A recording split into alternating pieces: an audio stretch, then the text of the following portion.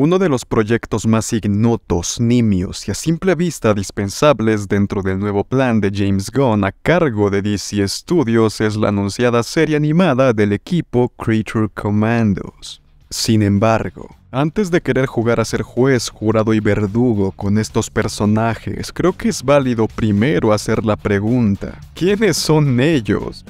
Y a ver, personalmente no me considero un apasionado fanático de este equipo, principalmente porque sus cómics son casi imposibles de encontrar en español.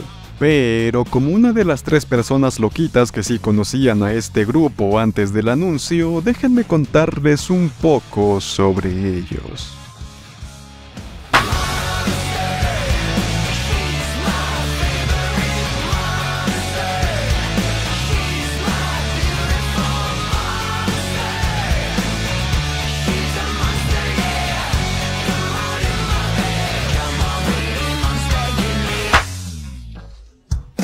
El Comando de Criaturas es un grupo originario del título ochentero Weird War Tales Volumen 1, que a su vez rescató conceptos y personajes viejos de la editorial que se perdieron con el tiempo en la década de los 40s.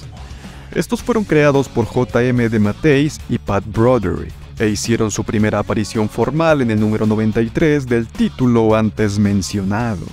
Su historia transcurre desde 1942, cuando dentro del ficticio universo DC se desarrolla el Proyecto M, un designio del gobierno al mando del profesor Masursky, que intentaba crear monstruos para combatir nazis y con este fin ganar la Segunda Guerra Mundial.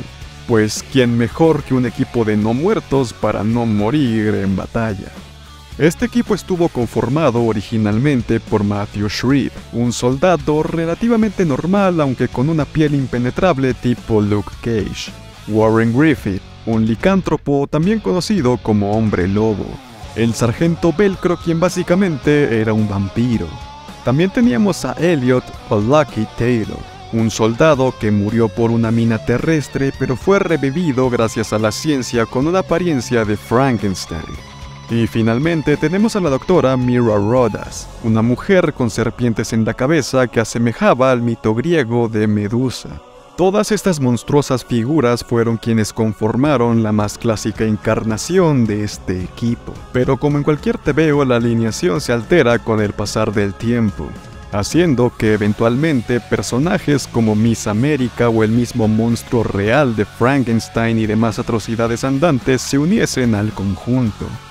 Sin embargo, uno de los más icónicos miembros fue Jake, que eran las siglas de Jungle Automatic Killer Experimental, o en pocas palabras G.I. Robot, un robot experimental diseñado para combatir como un soldado en escenarios de jungla durante diversos conflictos bélicos, principalmente durante la Segunda Guerra Mundial y la Guerra de Vietnam, aunque este eventualmente fue reemplazado por Jake II, cuando el primero pereció debido a una colonia de la Atlántida.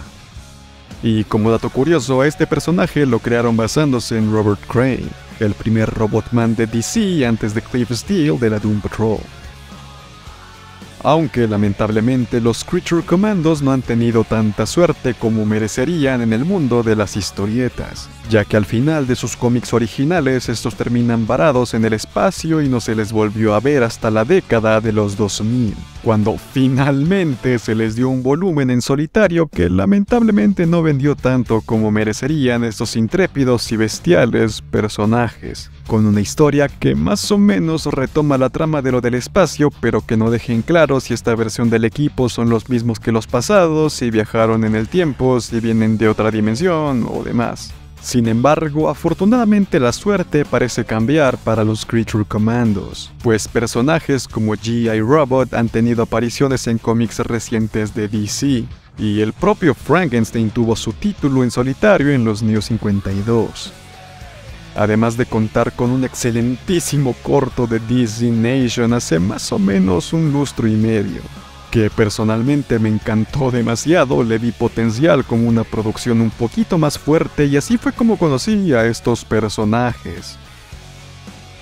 Claro que la serie que se está desarrollando será muy distinta a los cómics, pues se situará en un universo interconectado con Rick Flag Sr., el Dr. Phosphorus o el mismo Weasel, personajes que en los cómics no han sido integrantes del grupo. Pero confío plenamente en este nuevo DCU, y que los episodios serán cuanto menos disfrutables, cosa que me alegra en demasía.